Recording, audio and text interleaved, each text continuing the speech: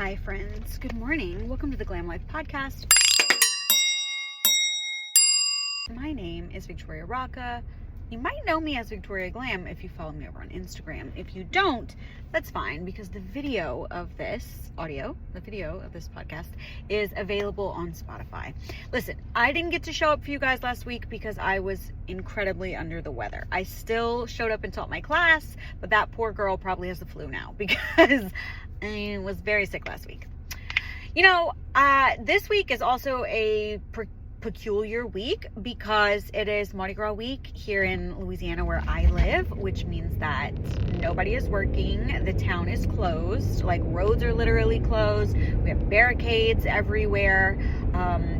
People just grab a drink and walk from tent to tent, seeing how everyone's parents are doing, and they're sitting there cooking, and you just kind of walk around the entire town holding alcohol. So, and like even schools are closed.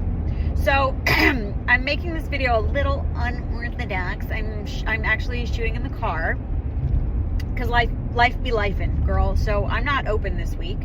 Friday I'm back at work, but yeah, I'm not open this week. I'm just kind of kicking it.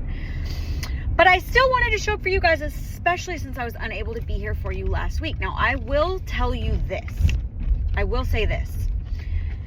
Last night was the Oscars, and I've got to tell you, I wish so much. I wish that this were a celebrity gossip podcast, because there's nothing I love more than gossip. And I really like celebrity gossip because a lot of times it's just weirder than anything that you might get in like small town gossip. Famously, I have an open floor plan because I like a little bit of gossip in my shop. I like to know, not salacious gossip, not malicious gossip, not malicious, but I'm a little nosy. I like to know what's going on with other people. And what they're, what's going on in their life, and what are the dramas and the excitement of other people. What are they getting into? What's new? What's trending right now? What's next? What should I be on the lookout for? And the lived experience of other individuals. I'm interested in the human experience pretty much. And sometimes that comes with deep sorrows of other people. Sometimes that comes with incredible highs and excitement for other people. I did minor in sociology, so maybe that's just the sociologist in me, but that's a joke. I'm obviously not a sociologist, but I'm also just a little bit nosy. So yeah, God, I just wish this were a celebrity gossip podcast. Don't worry, I'm not going to turn it into one. I know that's not why you're here, but there is a reason for me mentioning this. So one day last week, a client came in, and she had her brows previously done elsewhere, which is fine. I do annuals for other people all the time. People go on maternity leave, people move, people get married and move, people, change business models, whatever, all the time, whatever the reason. I'm happy to accept people in my shop and do their annuals for them if they can't, for whatever reason, go back to the original artist or don't want to. This person was telling me that her original artist had made a misstep with some gossip. My antennas were up, girlies. My antennas were way, way up, because I was like, oh, that could very easily be me one of these days. You just never know. And luckily for me, often I work alone because my shop, everyone rents. Everyone is a booth renter. So they work their own schedule. And a lot of times the hours that I'm available are not the hours that other people are there. Taylor and I have similar hours because we have the same time constraint where we're working inside the time that our children are in school. That's when we're available. But outside of that, everybody else kind of works almost after hours. So yeah, usually when the salon is really popping, I'm not even there. But occasionally we do cross paths with like students and their clients and other. So you never know. You never know. People are just a little bit you should always in public be mindful of what you're saying, who you're speaking, know your audience. The gossip that we have at the kitchen table is not the same gossip that we have on the showroom floor. Very different, very lighthearted, very never malicious, very just like, oh, did you hear? Did you know? What do you know? Do you know any more about this than what I know? Let's put the pieces together. But when I heard that, it was a little bit of a reminder. Literally, she did a beautiful job. The brows were pristine. They looked so beautiful. And the lady thought so too. She thought that this lady did a good job on her permanent makeup. But she didn't want to go back because there was a little something funky that was said that she was like, yeah, a little something. It's very interesting. A lot of times it feels like connecting, right? It feels like showing up and you're just kind of like swapping stories, like, oh, that happened to you? I know a girl that happened to, let me tell you all about it. You're relating, you're swapping stories, you're forming a bond, you're making a connection or deepening a connection, and it can really make you feel like just two girlfriends hanging out, and that's great. But we do have to be mindful that we are technically in a professional setting.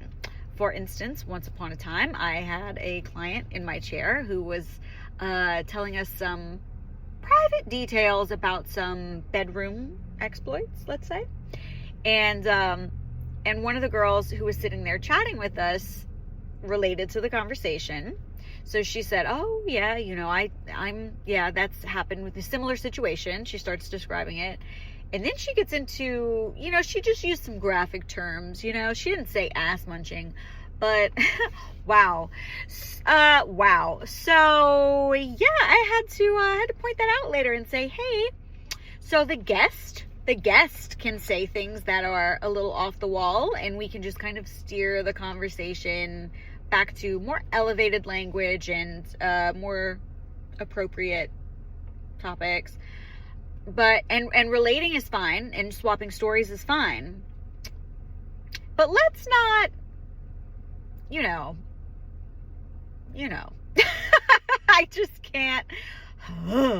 Here I am, this very meta, because I'm trying not to gossip, but I have some gossip, obviously. I'm choosing my words very carefully. But yeah, that was a story.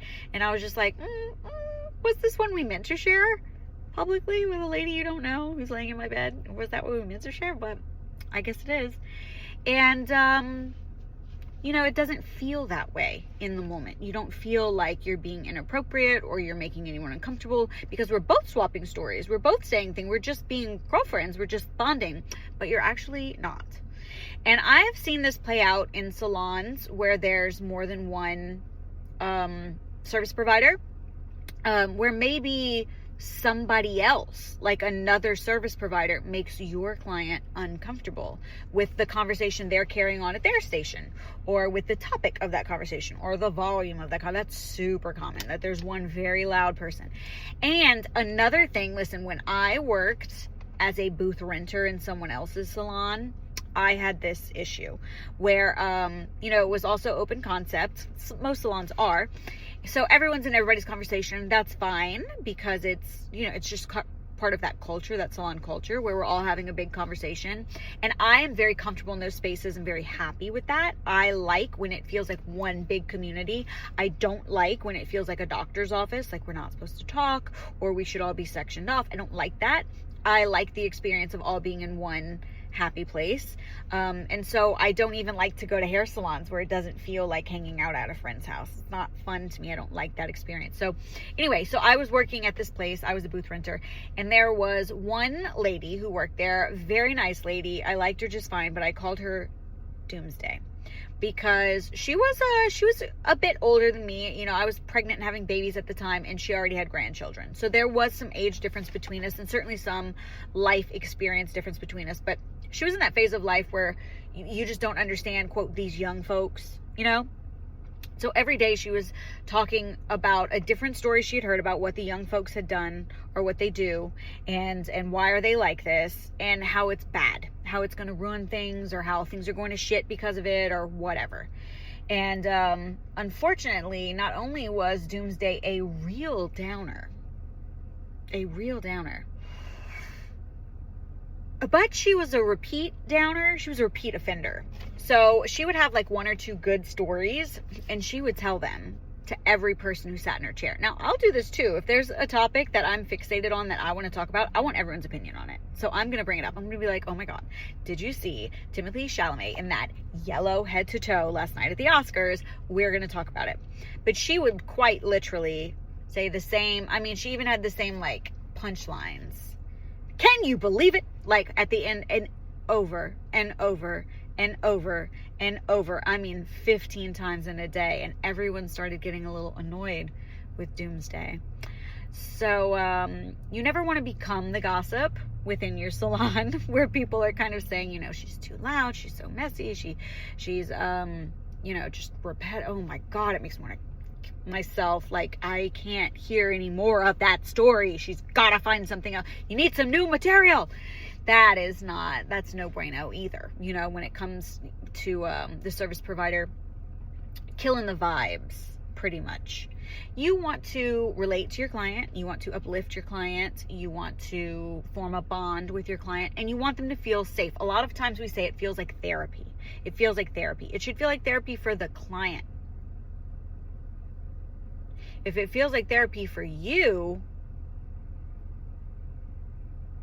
do you think your client's enjoying it? You think your client had a good time? It should feel like therapy for the client. And we should allow them to be able to, you know, divest whatever info they feel like getting off their chests, and that's fine. But just be a little mindful, because that really had me thinking. It just had me thinking really hard this week when a client said, you know, I was very happy with the services provided and I have nothing, you know, nothing bad to say, but I just couldn't go back because of this thing that was said. Like, oh, wow. Okay. Wow. Be on your P's and Q's. So that is my tip for this week. In the meantime, I'm going to be a complete and total hypocrite, and I'm going to go out and live life and see what other people are doing. And if any of it is interesting, I am going to report it back to you. And listen, it's Mardi Gras, so all of it is going to be very interesting. I love you guys. I will see you next week. I will see you right here on the Glam Life podcast. And I am going to go and enjoy some time off. Le bon temps roulé. Ciao. Bye.